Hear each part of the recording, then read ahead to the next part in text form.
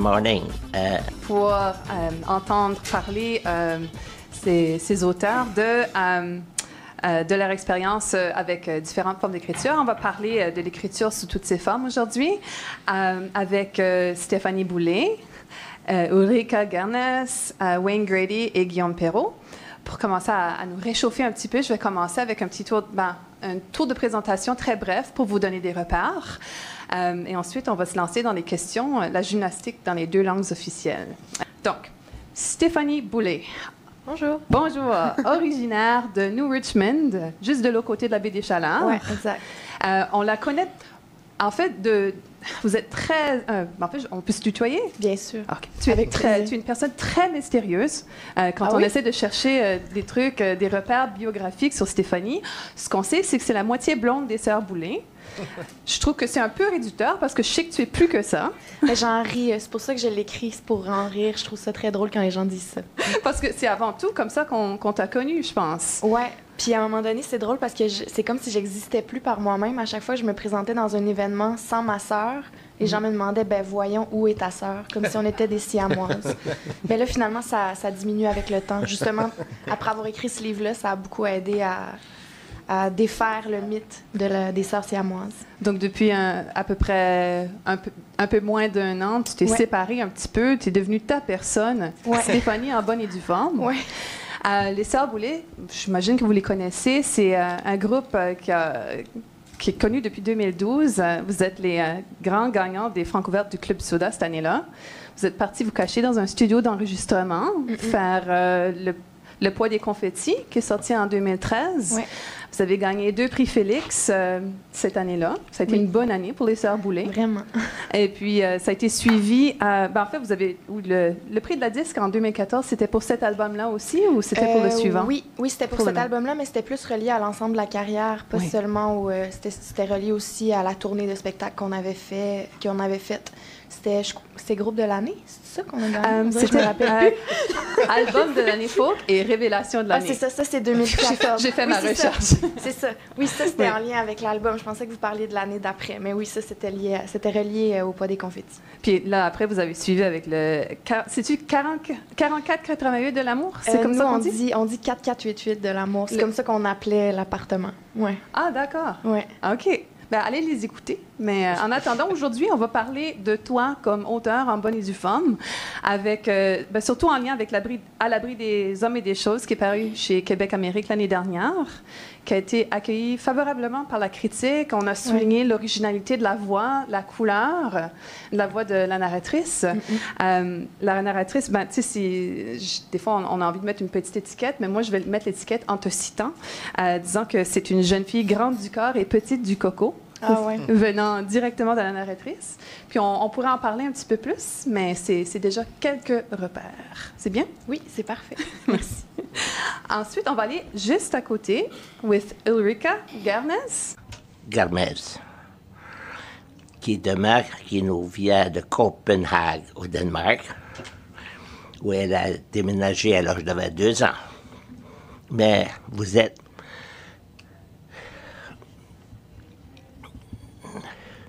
de parents danois qui vivaient en Suède. Mais depuis l'âge de 18 ans que vous demeurez là. C'était quelques années passées que vous aviez 18 ans.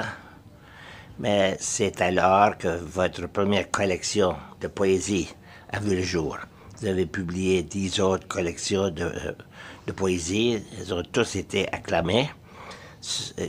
Quand j'ai fait ma recherche, vous avez 2 livres pour enfants, plusieurs histoires courtes, des chansons que vous avez écrites également, et différentes contributions au catalogue, au magazine et la radio nationale danoise.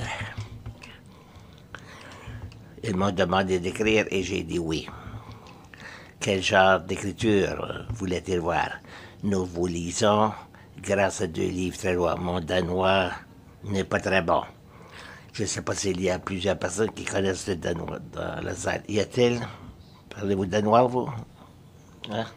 Vous pouvez le lire, n'est-ce pas? Y a-t-il une différence entre parler et lire danois? Mais elles sont interreliées, mais il y a une différence. Nous vous lisons grâce à 2 traducteurs qui travaillent avec vous, Per Plax et Patrick Friesen. Ils ont traduit la première sélection de poètes qui a été publiée en 2001. Et vous allez parler en général de vos écrits. Vos écritures. Nous avons eu le plaisir de lire Fredo Strange, qui a paru en 2016. Ça a été nommé presque aussi bon que gagné. Je l'ai lu comme si c'était un gagnant. Je le lis comme gagnant également. Vous avez fait une tournée du Canada depuis 6 ou 8 semaines maintenant. Eh bien, j'ai fait 2 tournées ce printemps-ci. Edmonton, Ottawa en mars, London, Ontario, Toronto, Kingston, Montréal et maintenant ici, en avril, à ce moment-ci du mois d'avril. Absolutely. Vous avez gardé le meilleur pour la fin, mais oui, tout à fait. Je suis très heureuse d'être ici à Moncton, dans cette région du monde. Nous sommes chanceux de vous avoir. J'espère de convaincre quelqu'un de m'amener sur la côte, sur le bord de l'eau. Quelle côte?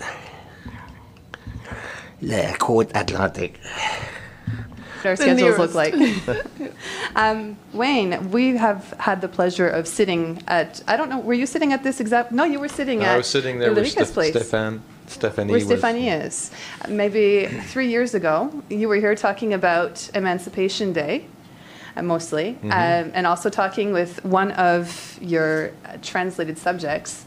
Shall we call them that, or should we call them authors? Daniel Polican, yeah. He's an author.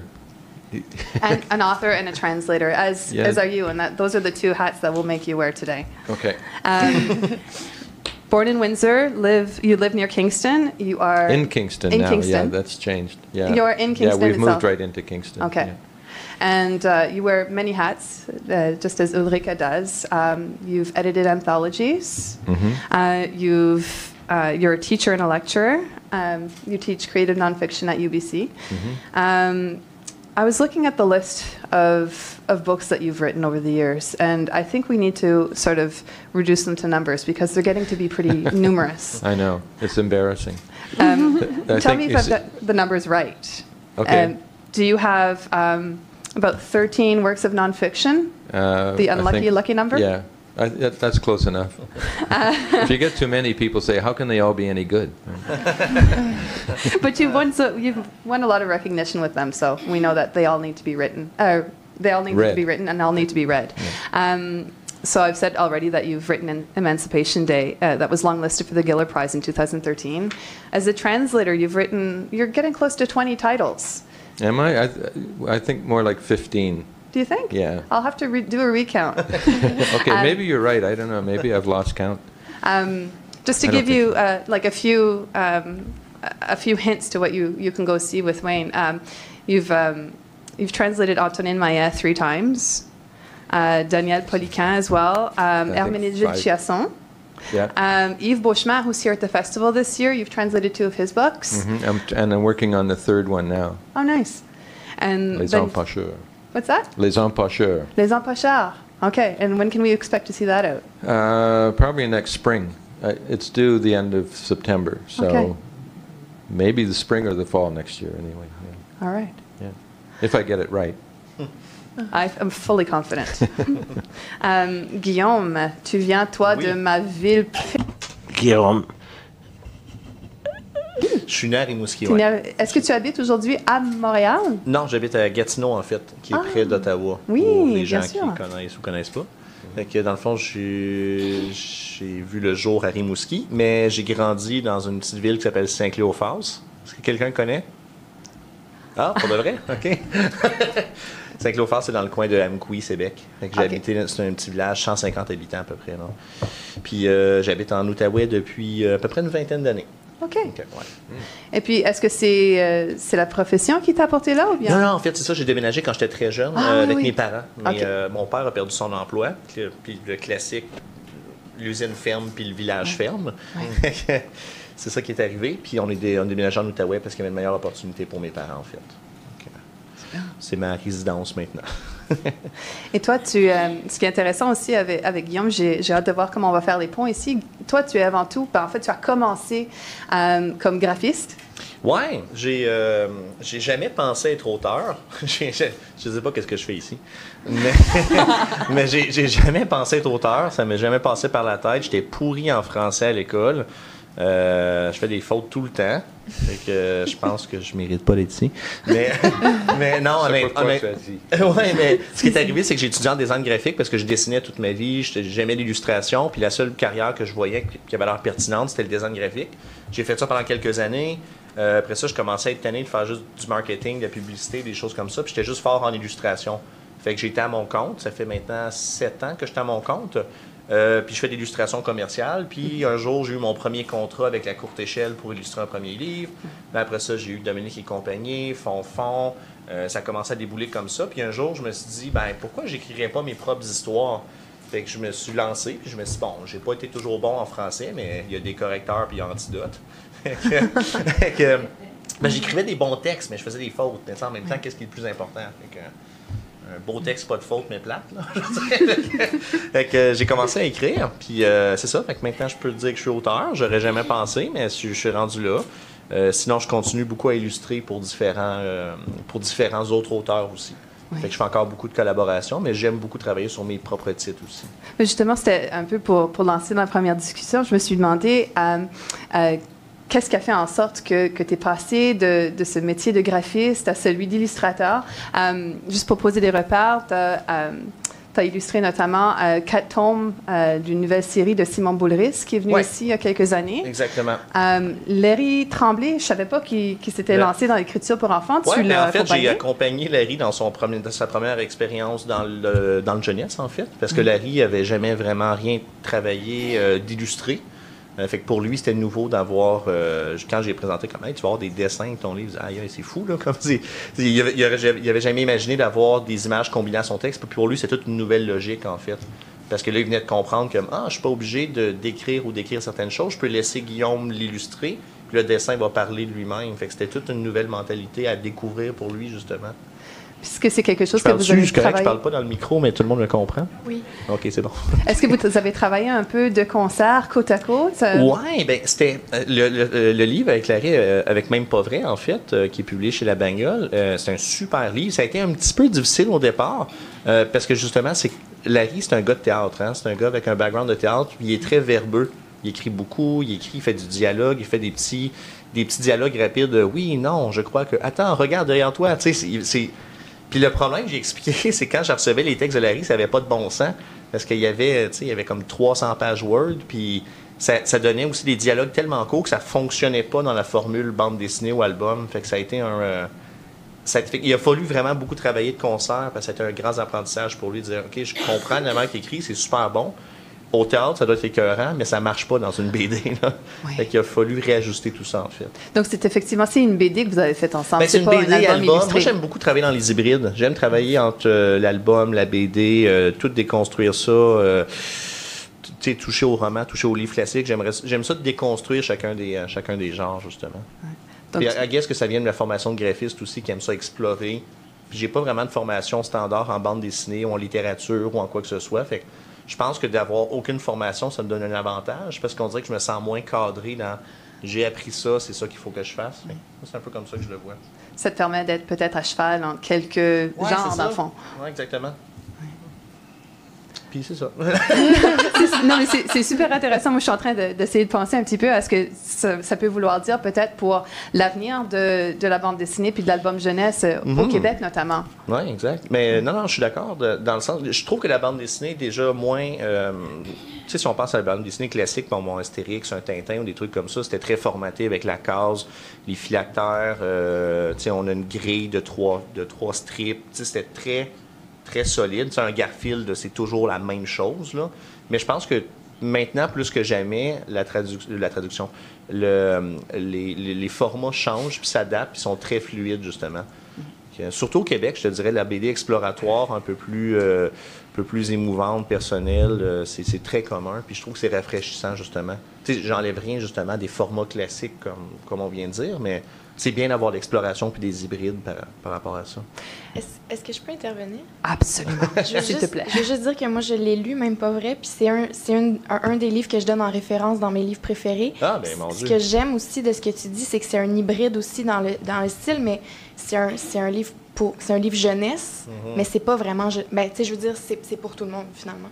Ouais. Moi, Ben, au-delà, je lis du jeunesse à la base, mais je l'ai lu pas comme un livre jeunesse, je l'ai lu comme un livre, tout simplement. Puis c'est ce que je trouve cool aussi. Puis je suis certaine qu'un enfant de 10 ans pourrait autant avoir ce qu'il recherche que moi. Ben, c'est un bon commentaire, merci. Mais en fait, je reprendrai la balle là-dessus, puis je dirais que le facteur de l'espace, c'est un peu ce qu'on peut retrouver aussi. C'est un public qui peut être à la fois celui du jeune, mais je pense que les thèmes qui sont abordés sont tout à fait dans l'intérêt d'un public adulte. Oui, ben, je pense que la clé de tout ça, c'est que bien que je suis dans le domaine jeunesse, puis tout ce que je lu, ce que j'écris, généralement, reste pas mal dans le jeunesse. Je prends pas les enfants pour des caves. Je pense que je dirais. J'essaie de pas être condescendant avec les enfants. Puis je pense que c'est la qualité. Puis je pense que tu es d'accord, Stéphanie. La qualité, quand on écrit avec des enfants, il faut pas. Ils sont capables de comprendre des concepts abstraits. Ils sont capables de comprendre beaucoup plus qu'on pense. Puis je trouve ça dommage, les textes qui ont l'air un peu de tout leur mettre dans la bouche facilement, ou que c'est un peu condescendant, ou on va écrire ça simplement parce que c'est un enfant. Mais non, voyons, c'est... Je veux dire, je l'écris comme si je suis un adulte qui écrit pour des enfants, mais avec mon cœur d'enfant, puis c'est tout. J'écris pas ça pour bonjour les amis, tu sais, on n'est pas... ça m'écoeure. Ça m'écoeure des textes jeunesse comme ça, j'aime pas ça. Donc, c'est ça. Je vais peut-être... Comme on est un peu en train de parler entre vous deux, on reviendra à Wayne et à Ulrika aussi. Je sens qu'il y a comme une sensibilité à ton public, Guillaume, que je me demande s'il y a aussi, on l'a tous là, mais Stéphanie, toi, tu as un contact avec un certain public depuis certaines années. C'est ton public qui te suit comme musicienne. Maintenant que ce public a peut-être envie de te découvrir comme auteur, as-tu l'impression, toi, d'abord d'écrire pour ce public-là, ou est-ce que c'est complètement autre chose que de ton côté, d'un côté, tu as ton chapeau d'auteur, compositeur, interprète, sensible à la musique, puis à tout ce qui est exigé en écrivant de ce genre-là. Puis de notre côté, tu as la fiction. C'est-tu deux personnes différentes? Oui. Puis en fait, pour moi, à la base, c'est complètement autre chose. J'ai voulu, peut-être même inconsciemment, faire complètement autre chose, mais le résultat est que ça rejoint finalement, ça se rejoint à la fin. J'ai écrit ce livre-là, je pense que je peux dire que j'étais comme en burn-out, à cause de justement ma carrière de musicienne qui m'avait amenée vraiment sur la route. J'étais jamais chez moi, j'avais perdu, j'étais en rupture, j'avais perdu des amis, je me suis retrouvée très, très seule, puis très, très, très fatiguée émotivement, psychologiquement, puis je suis partie en voyage, puis ça faisait longtemps, en fait, que je voulais écrire un livre. J'ai voulu écrire un livre avant de faire de la musique, avant même que la musique vienne dans ma vie, je voulais écrire des livres. Mes parents m'appelaient à 8 ans la petite écrivaine parce qu'ils m'achetaient des cahiers, puis j'écrivais des histoires. Mais j'avais pas pris le temps de le faire, puis... la musique, c'est un métier que j'adore, mais qui m'amène à juste dévoiler certains traits de ma personnalité qui sont des fois un peu exacerbés. C'est-à-dire que moi, j'ai du mal, comme je vous parle présentement, puis je suis hyper nerveuse. J'ai de la misère à être dans l'œil de la caméra, par exemple. C'est comme s'il fallait que je maquille ma personne pour marcher dans ce milieu-là. Puis il y a plein de trucs plus noir en moi que j'ai jamais pu dévoiler dans ce métier-là, parce que quand tu écris des chansons qui sont faites pour être chantées devant des gens, on dirait qu'il faut que ça soit lumineux, il faut que ça soit divertissant, il faut qu'il y ait quelque chose de plus léger dans tout ça. Puis je pense pas que ce que j'écris en musique, c'est complètement léger non plus. Je pense qu'il y a de la substance quand même. Mais toute cette noirceur-là, la solitude, même la dépression, l'impression d'être inadéquate, c'est quelque chose dont j'avais jamais parlé de mon point de vue de chanteuse musicienne. Puis c'est comme si j'avais tout ramassé ça en mon personnage, finalement. Oui, puis en plus, ton personnage qui ne porte pas de nom, donc, tu sais, que tu as peut-être cherché à remplir avec tout ce que tu caches. Oui, complètement. Puis ça, je m'en suis rendu compte seulement après l'écriture du livre. Au départ, je savais pas. J'ai écrit le livre, je comprenais pas d'où le personnage venait. Mes amis me demandaient pourquoi ce personnage-là, je connais personne qui ressemble à ce personnage-là. Puis finalement, en le faisant lire à des amis à la fin, c'est une de mes amies qui a fait « Ah, mais ce personnage-là... » Puis ça prend quelqu'un qui me connaît vraiment beaucoup pour le savoir, mais j'ai une amie qui m'a fait prendre conscience que ce personnage-là, c'était une partie de moi, mais que très, très peu de gens connaissent, finalement. Oui, ton toi caché, finalement. Ouais. Mais je trouve drôle, par exemple, que pour toi, il y a vraiment une distinction entre les deux, ton toi d'écrivaine puis ton toi d'auteur, compositeur, interprète. Ouais. Parce qu'en le lisant, je me disais, tiens, c'est une musicienne qui écrit parce qu'il y a un souci de transmettre la couleur puis la musicalité d'un certain français, d'une certaine région qui est peut-être la tienne. Oui, puis je pense que justement, le souci du rythme, du phrasé, de la ponctuation aussi, c'est certain qu'il y a beaucoup, beaucoup de réflexes qui me viennent de la forme de la chanson. Puis c'est ça, j'avais oublié une partie à ma réponse, c'est qu'au départ, je ne l'ai pas écrit, ce livre-là, pour mon public, entre guillemets, mais finalement, mon public m'a rejointe là-dedans. Puis même, il y a des gens qui s'en foutent complètement de ma musique, qui ont aimé le livre. Il y a des gens qui n'ont pas aimé le livre, mais en général, on dirait que mon public a comme suivi, même si c'était un peu bizarre dans ma vie ou dans la perception qu'il y avait de moi, finalement.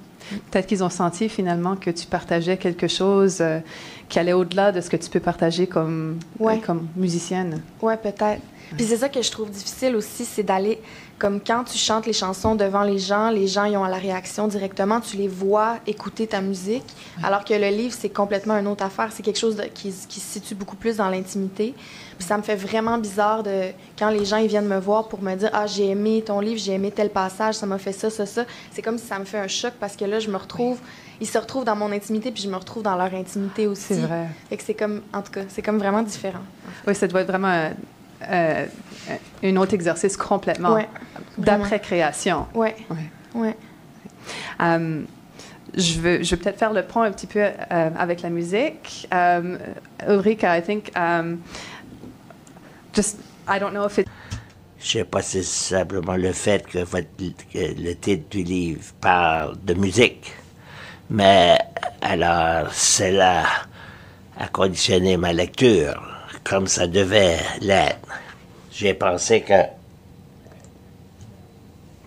porter une oreille à savoir ce que la musique allait être, et j'ai été surprise. J'adore de vous lire. Je sais que je suis consciente que je vous lis, mais également je vous lis par l'entremise d'une traduction. Je peux vous assurer, j'ai été impliqué avec des traductions. Et pour moi, les poèmes anglais, mes poèmes en anglais, sont les mêmes poèmes. C'est qu'ils portent quelque chose de légèrement différent, mais ils sont les mêmes. Et je pense que je peux les lire et je peux les avoir dans ma propre bouche, avec ma propre musicalité, même en anglais. Je me demandais la logistique de travailler en 3 personnes. Vous avez été impliqué avec Pat et avec Patrick dans la traduction de vos œuvres. Comment ça fonctionne? C'est très plaisant, en fait. Et ça a pris longtemps, en réalité. Pat et Patrick, Parisa est une personne danoise qui demeure à Winnipeg depuis la fin des années 70. Il demeure encore là. Il est devenu Canadien. Alors, il faisait la traduction du danois vers l'anglais. Et Patrick Fraser, poète canadien, très bon poète canadien, et donnait un massage à ce poème.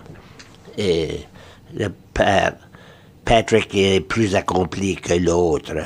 On pourra parler de ça si vous voulez. Et ensuite, il me l'envoyait, le poème. En cours de route, il m'envoyait des questions, comme « Que voulez-vous dire ici exactement ?» me demandait-il. Je pensais « Oh, mon Dieu, je dois aiguiser mon crayon. » Je me disais. Alors, et ceci étant dans le processus de traduction, a vraiment influencé ma lecture, ça vous a rendu plus précise et plus consciente que vous devez expliquer ce que vous signifiez. Vous ne pouvez pas être vague et poétique. Il doit y avoir de la substance, si quelqu'un demande. Alors, la traduction a influencé votre travail. C'est une des questions que j'ai pour vous plus tard.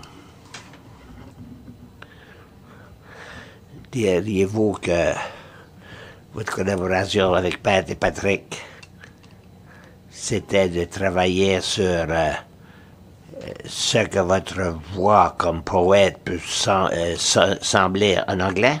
Oui, un peu. Et que les poèmes ressemblaient être les miens à nouveau. C'est comme si je faisais une tournée avec ces livres. Je devrais me présenter, le lire moi-même. Je devrais ressentir que c'était ma poésie. Et dans notre petite communication d'être à ce festival, Daniel m'a demandé de faire une liste des poèmes que j'allais lire demain. J'ai fait cela. C'était en anglais et il m'a rappelé. Est-ce que vous devriez lire en danois? Vous êtes danoise. Alors, je suis fier qu'il vous a rappelé. Si nous allons faire l'exercice de vous écouter un à côté de ce que votre voix peut sembler en danois et en anglais. Est-ce que ça va?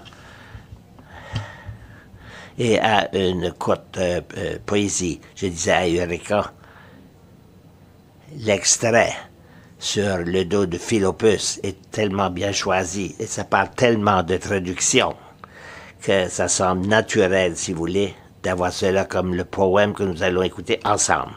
Merci. Je vais le lire d'abord en danois et en anglais après. I værelset i det mørke hus ligger bogen, du ikke vidste, du søgte, slået op på siden med det digt om trøst, du ikke vidste, du manglede.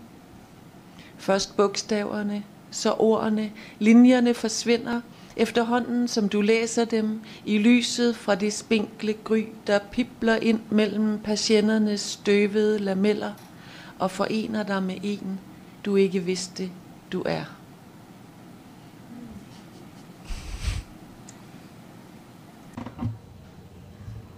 Sur la table de la salle de la maison noire repose le livre que vous ne saviez pas que vous cherchiez, ouvert aux pages où le poème de la soliste que vous ne saviez pas que vous aviez besoin. Au début, les lettres, ensuite les mots. Petit par petit, les lignes disparaissent alors que vous lisez dans la lumière du matin. Entre les rideaux, les Vénitiens et vous unissent avec quelqu'un que vous ne saviez pas que vous étiez. Merci. En écoutant, mon danois est inexistant, mais en écoutant vos poèmes alors que vous le lisez en danois et ensuite en anglais, je peux y entendre une musique qui est également en anglais, mais il semble y avoir un peu plus d'espace à respirer par la façon que vous lisez. Ça peut être trait avec ma façon de lire également. Chaque poète a sa propre façon de lire. Alors c'est probablement, je traduis des rimes ou je les apporte dans la langue anglaise, comme vous feriez comme poète, n'est-ce pas? Pour moi, c'est fascinant. C'est le genre de travail que l'on ferait si nous traduisons pour le théâtre, n'est-ce pas? Ça trait aux mots, ça trait à la signification, mais c'est beaucoup plus que cela. Merci. Et peut-être je veux également appeler la citation de Gravenfide Duchess. J'ai trouvé très intéressant. Et à la lumière du travail que vous avez fait avec Père et Patrick et au cours de notre discussion. Ils disent, maintenant qu'ils parlent par trois bouches, une femelle et deux hommes, ils semblent avoir trouvé une nouvelle couche d'espoir étrange et une voix anonyme. Pour moi, comme traductrice, de croire qu'il y a l'unification des voix qui va bâtir et apporter le poème plus loin, c'est intéressant comme un processus de pensée. Je voulais tout simplement dire cela. Et c'est également beau d'être dans ce processus de traduction quand vous travaillez avec de la poésie, mais davantage comme...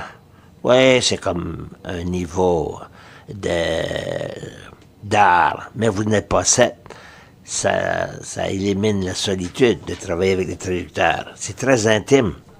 Vous parlez de quelque chose qui est très profond en vous, très intime, un peu semblable lorsque vous parlez de la nudité. Aimeriez-vous les traduire vous-même? Ou vous dites que vous aimez... Non, j'aime de briser la solitude et de travailler avec quelqu'un d'autre. Mon anglais est bon, mais c'est pas tellement bon. Assez bon pour faire la traduction. C'est comme le danois.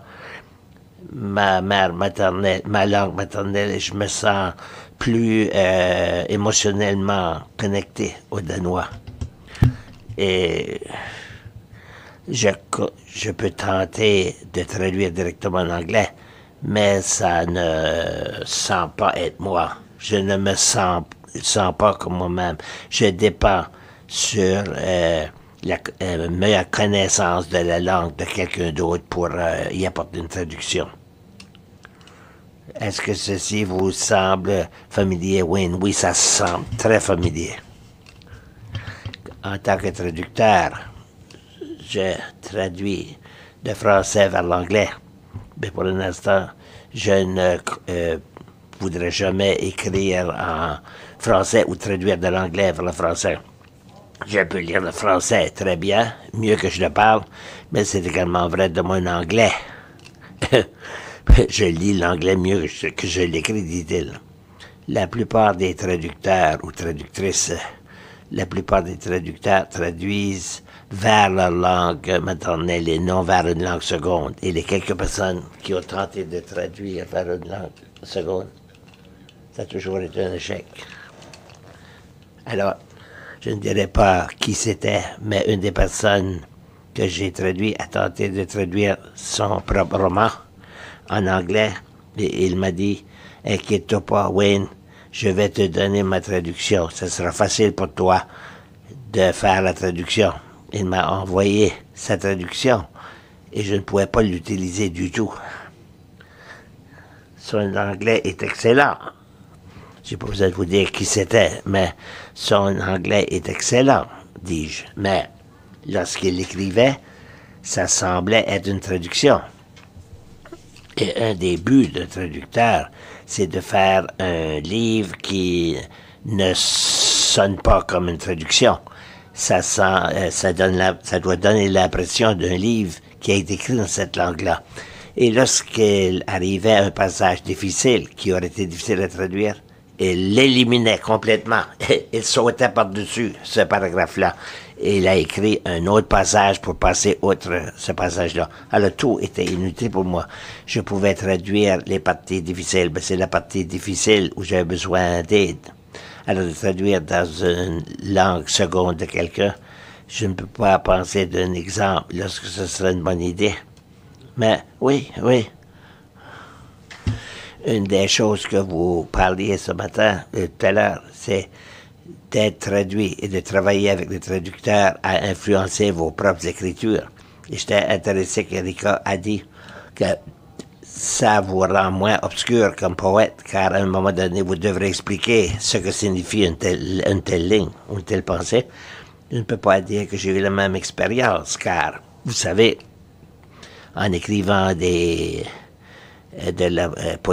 la prose, je ne suis pas un poète, mais je ne tente pas d'être obscur depuis le début. Mais lorsque les jours d'anticipation ont été traduits en français, le traducteur ne m'a pas contacté du tout. Je communique à peu près jamais ce qu'ils veulent dire. Je tente de le comprendre moi-même Mais il y a quelques endroits dans mon roman où j'utilise des expressions en anglais qu'elle n'avait pas en français. C'est la même chose quand j'ai traduit le français. Il y a des idiomes que, d'abord, je ne comprends pas. Deuxièmement, quand je comprends, il n'y a aucune façon de les traduire en anglais car ça n'a pas de sens. Ça n'a aucun sens. Un exemple.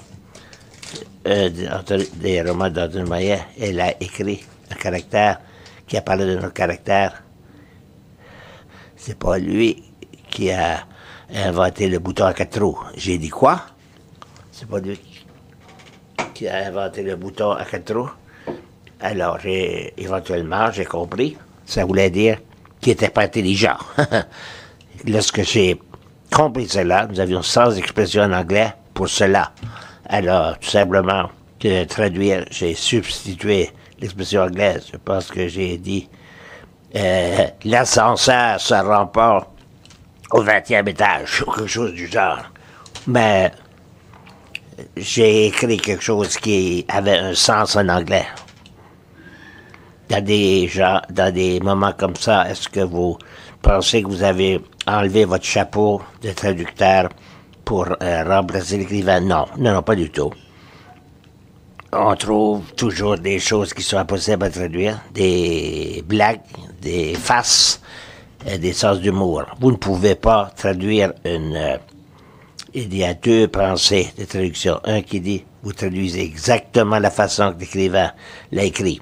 Cette école aurait écrit l'expression paratonine, il n'est pas le gars qui a inventé le bouton à 4 trous, qui ne voudrait rien dire aux anglophones.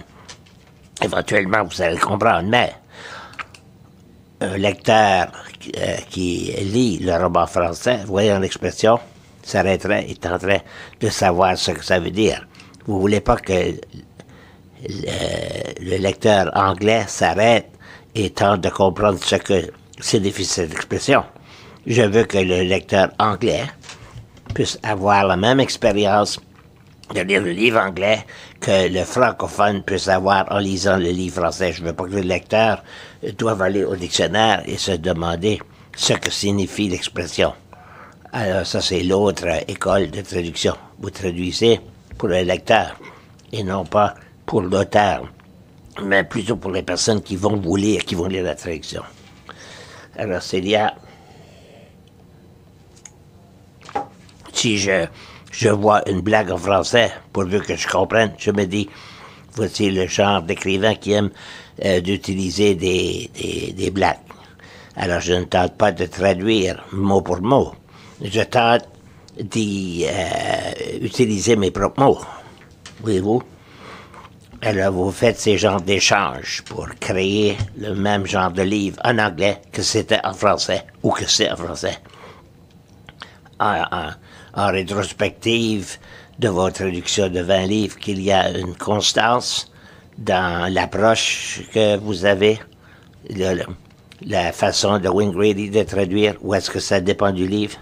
Ça dépend du livre. Je crois que il y a probablement une voix constante de Wayne Grady, mais c'est pas conscient.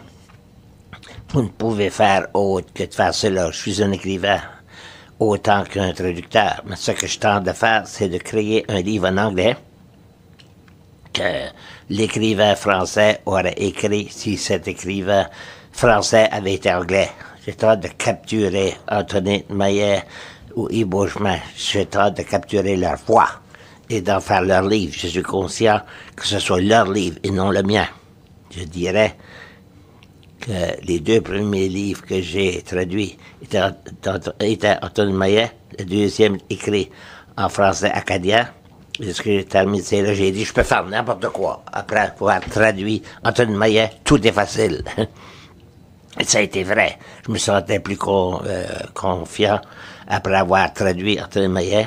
Je me sentais davantage confiant de prendre des risques ou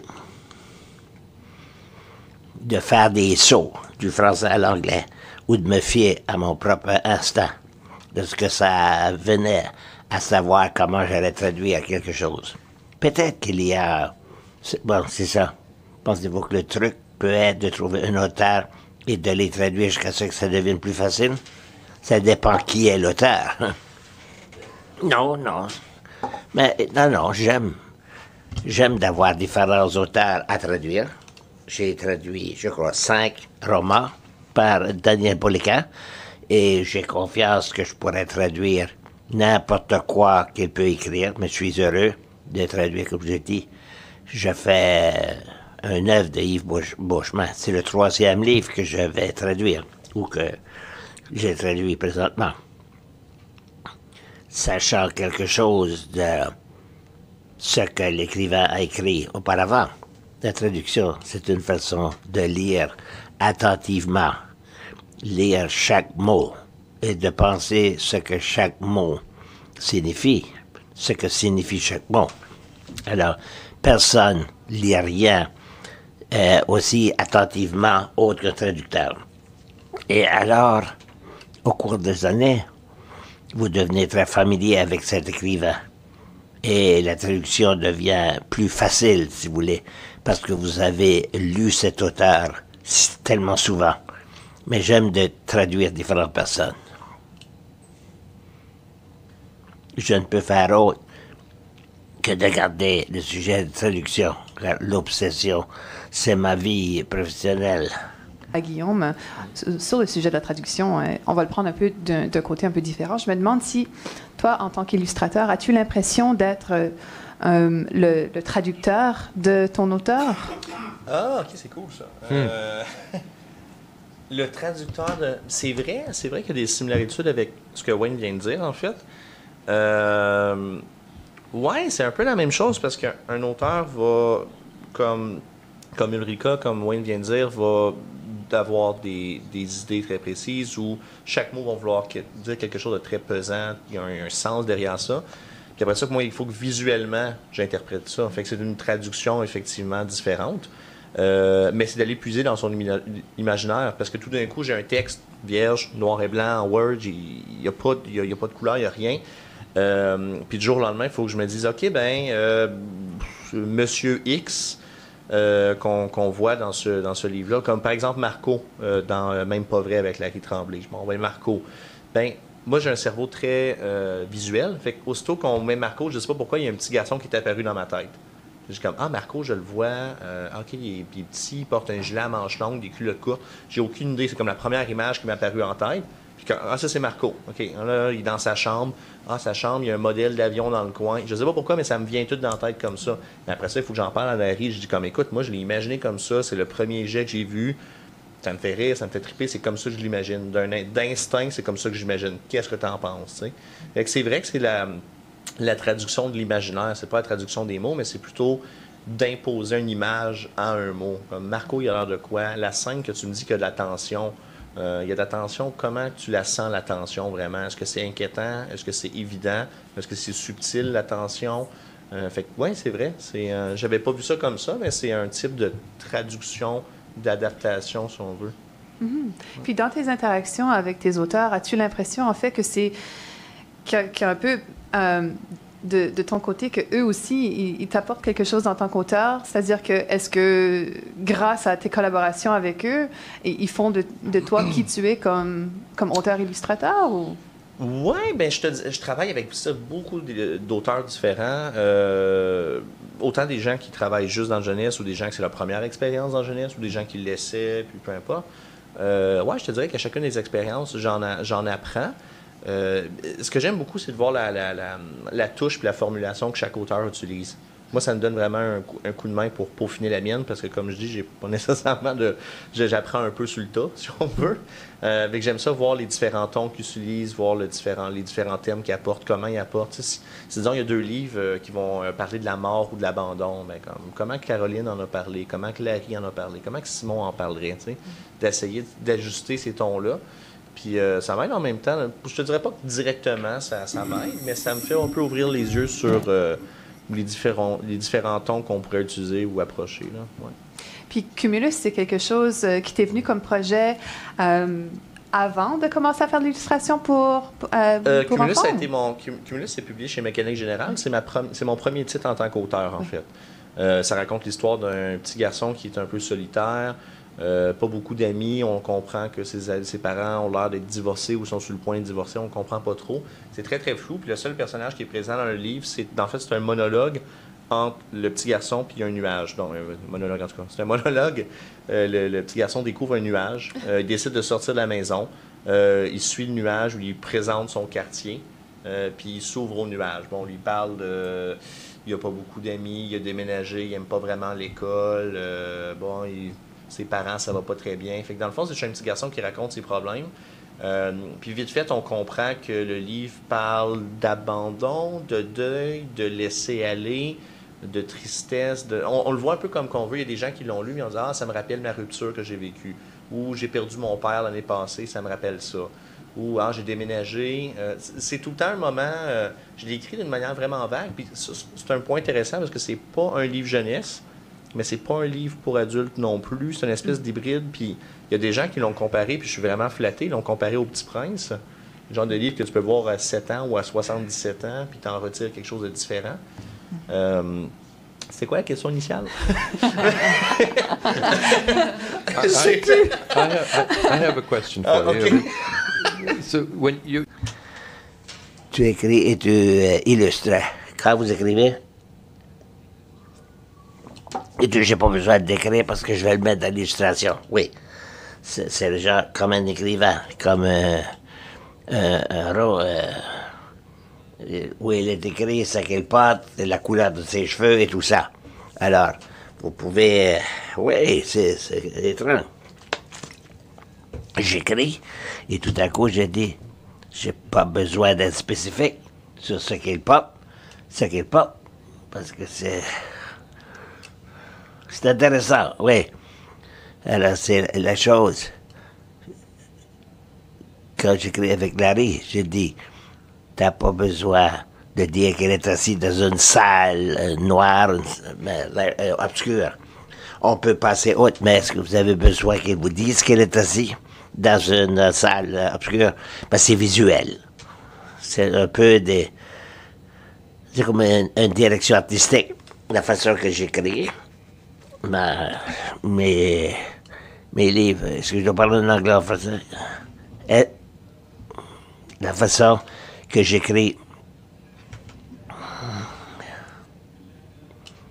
J'écris mes scénarios quand je fais de la bande dessinée. Ça ressemble beaucoup à des scripts de cinéma. Parce que la fin, c'est que la bande dessinée, c'est en même temps du texte, en même temps de l'image.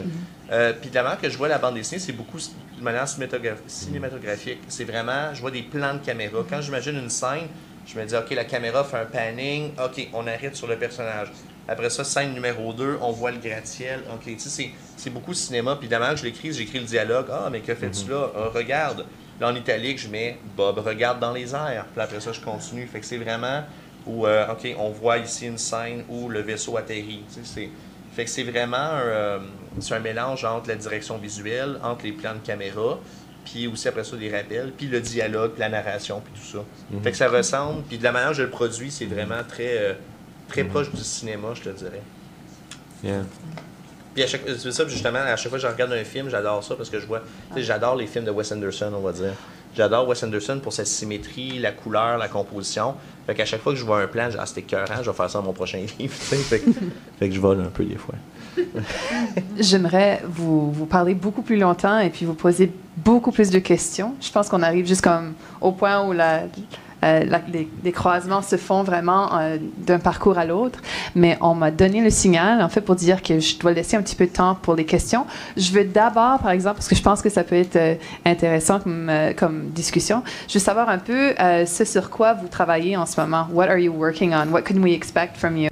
Que pour nous attendre de vous dans l'avenir comme auteur, car je suppose que vous allez nous donner. Who wants to be first? C'est de ce côté-là qu'on va s'en venir ici peut-être, pour après scolaire. Ouais. Okay, so you want me to reveal all my secrets? Vous voulez que je révèle mes secrets? Non, juste un aperçu. Oui, eh bien, évidemment, je rêve que ça soit traduit en anglais. Mon livre, dans ma tournée au Canada, j'ai voyagé beaucoup. J'ai beaucoup voyagé. J'ai commencé à écrire des petits poèmes. Car, d'une façon, cette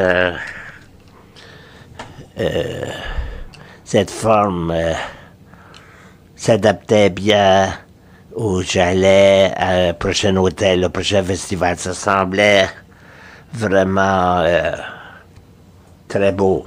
Mais d'écrire ce poème, c'était un aperçu rapide de quelque chose sur lequel je pouvais élaborer. Pas de poème, mais ça devenait une séquelle d'autres poèmes. Et j'ai environ 250 maintenant. Et ensemble, ils forment un genre d'écriture canadien. Je l'écris en danois. J'espère que je peux défier quelqu'un à le traduire en anglais. Regardez-moi pas, je ne parle pas le danois. Mais j'espère qu'il y aura un représentant, un traducteur ici. Ce serait un défi pour la traduction.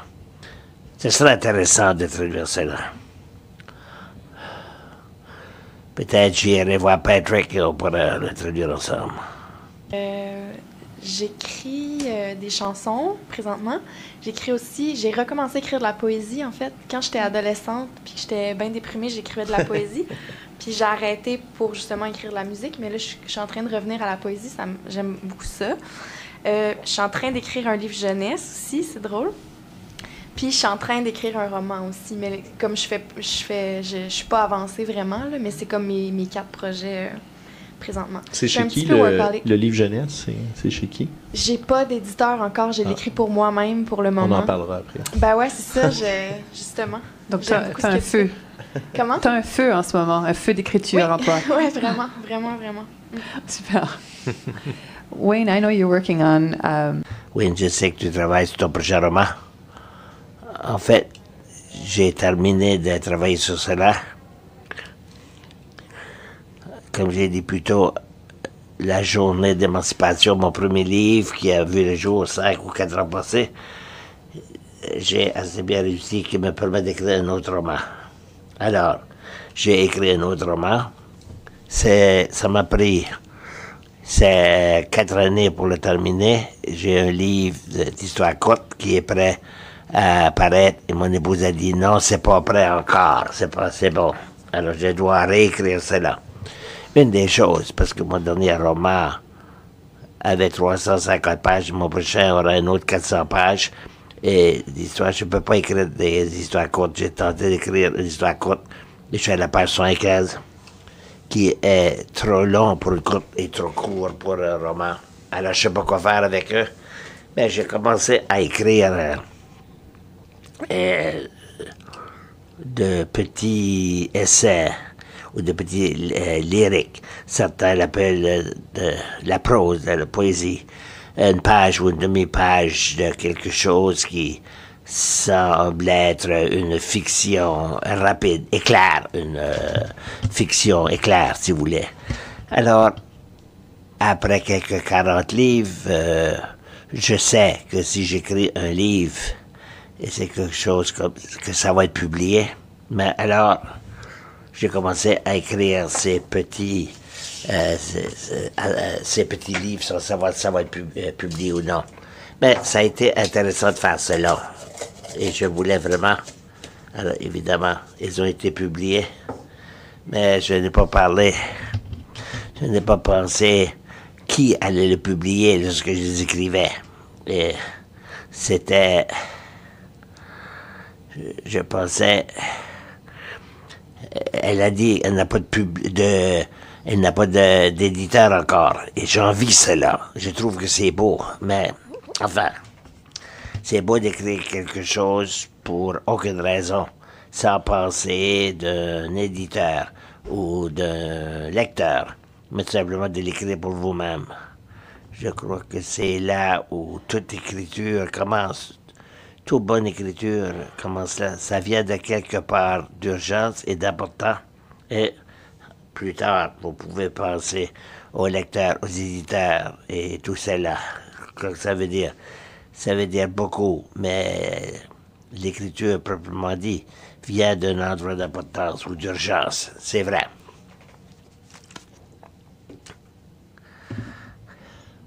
Une série de romans graphiques pour adultes, toi? Ou pas une série, ou un roman graphique pour adultes? Ouais, ben j'ai tellement d'enfants. Le problème, c'est que j'ai pris trop de... Là, j'ai un gros problème. Là, je suis un peu trop occupé. Parce que je travaille avec beaucoup d'auteurs. Puis j'ai dit oui à trop d'auteurs. Donc là, j'ai plus le temps de travailler sur mes affaires à moi. Mais oui, il y a 2 titres adultes que j'aimerais travailler parce que je travaille juste en jeunesse. Fait que j'ai envie de me lancer un peu plus dans l'adulte. Je veux pas dire l'érotique, là, mais l'adulte. j'ai envie d'essayer ça. Mais c'est encore tellement flou, puis justement, j'ai pas eu le temps de m'asseoir puis vraiment bien y réfléchir. Par contre, il faut que j'écrive le facteur de l'espace numéro 2, puis qu'il va y avoir une suite. Puis il faut que je le fasse rapidement parce que les traductions commencent déjà à arriver pour le premier facteur, en fait. Ah, donc ça va être disponible en anglais? Fait qu'en scoop, le facteur numéro 1, qui est celui-là, va être disponible en coréen, en mandarin, en Espagne. Puis là, on travaille avec l'Allemagne, puis on va faire un pitch anglais bientôt. Fait que, ouais, fait que ça...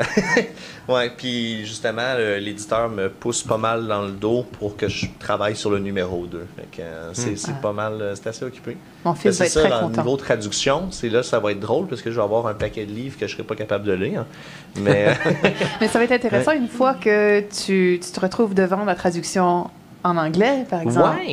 Ouais, c'est ça, oui, effectivement. Ça, j'ai avoir mon mot à dire parce qu'en mandarin, je vais juste dire OK, puis je vais signer. C'est correct. Mais puis là, je viens juste de me rendre compte que je vais avoir un problème parce que, tu sais, traduction, regarde, il y a un gros P sur le costume de Bob, puis c'est pour poste. Postman. Postman en anglais, ça a marché, mais là, je suis en train de me dire, ouais, mais qu'est-ce qui va arriver en mandarin, puis en espagnol, puis là, je viens de... Pendant qu'on parlait, je capote, là. Je pensais que c'était un point d'interrogation. Non, c'est ça, c'est un P qui est comme supposé représenter comme post. Oui. Poste, ça fonctionne, ça marche, mais là, je me dis que ça ne marcherait pas en espagnol. En allemand, ça marche un peu, là, je sais pas.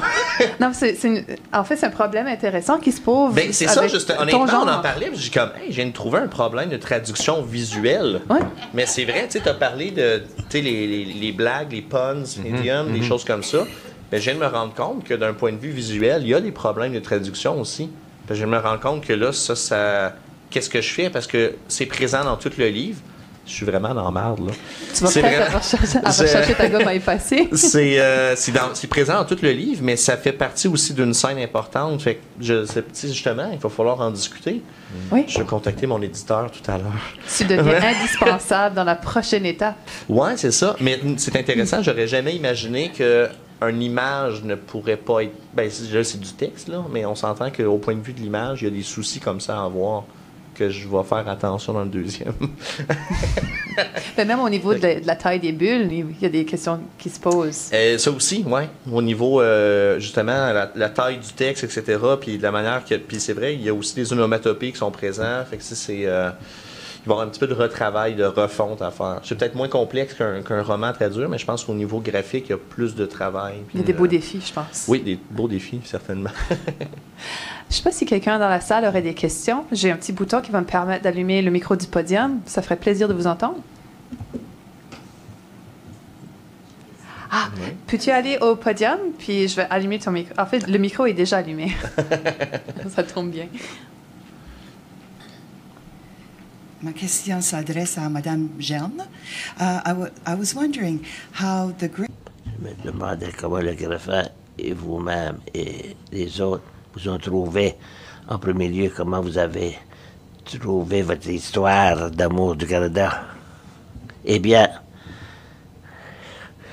le Griffin et le prix Griffin, comme mes voyages au Canada, j'ai entendu les poètes canadiens parler de ce prix, d'un autre prix, du prix du gouverneur, et ce prix et un autre, et tout cela. Et je n'ai porté aucune attention quand j'ai pensé. Ah, c'est seulement pour les écrivains canadiens. Je n'y ai même pas pensé. En avril dernier, j'ai reçu un appel de l'éditeur pour dire que le livre avait été mis en nomination. Et cela m'a vraiment renversé. Car c'était formidable. Absolument formidable. Alors, cette aventure a commencé, mais mon aventure canadienne avait commencé longtemps auparavant. En fait, en 1997, j'ai été invité au Festival des écrivains à Vancouver. J'avais seulement 5 poèmes de traduits sur papier que je pouvais lire. À ce moment-là, j'ai rencontré Don Mackay et il a dit, nous avons pris un café après le festival. Il a dit qu'il avait le pied dans la porte dans la maison de publication canadienne, mais sur la poésie canadienne, mais qu'il ferait peut-être une exception. Je pensais qu'il faisait une conversation polygée. Il dit, c'est gentil de lui de dire cela, mais c'est trop d'un rêve. Mais en fait, ça s'est produit. C'est en 2001. Sun Sky a été publié. C'est un ensemble de poésie de 1984 jusqu'à 1999 et quelques nouveaux poèmes. Cela s'est produit et je suis venu au Canada avec cela. Et plusieurs années ont passé. Le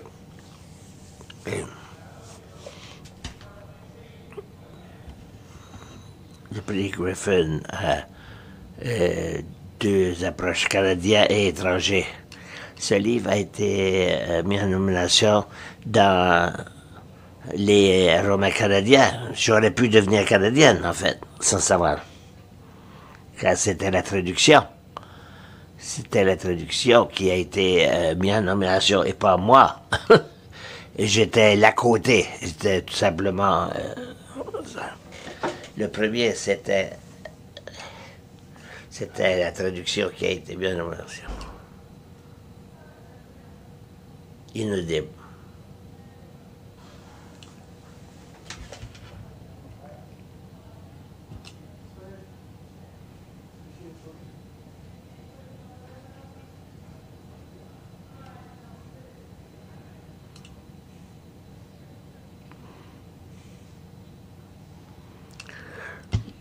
C'est une question pour Wayne, really.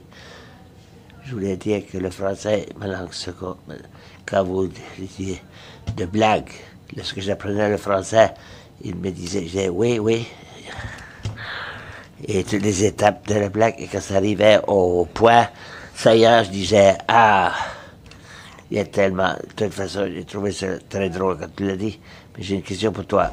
En tant que comme traducteur, tu as traduit tellement de livres, je me demande, quand vous écrivez votre beau travail, trouvez-vous le style d'autres personnes? Vous trouvez-vous de penser dans leur style quand vous écrivez?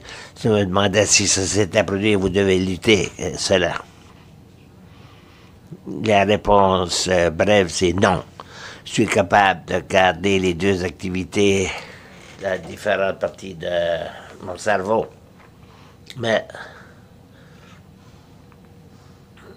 je ne pense pas que ça a influencé mon écrit du tout, en français ou en anglais. Je crois que lorsque vous êtes jeune, vous commencez à écrire, vous sentez, je suis mieux de ne pas lire quelqu'un d'autre présentement, ça va m'influencer. Mais présentement, je pense pas que rien va influencer mon style d'écriture. Mais cela étant dit, il y a des livres que je lis quand j'écris qui me font vouloir écrire. Nous avons ces livres préférés. Vous les lisez, vous voulez tout simplement commencer à lire. Et alors, il y a certains livres, mais c'est pas parce que je veux imiter leur style. C'est parce qu'il y a quelque chose qui... En fait... Et cela se produit avec des livres que j'ai traduits. Car je choisis les livres que je vais traduire parce que je les aime. Parce que ce sont les genres de livres qui me font vouloir, quand vous traduisez, vous lisez un livre, ça devrait être un livre que vous voulez traduire. C'est un livre que vous voulez, c'est comme un mot croisé, des mots croisés. C'est que vous voulez les faire. Je pense à la traduction de faire les croisés de New York Sunday Times à tous les jours. Très bien. D'autres questions?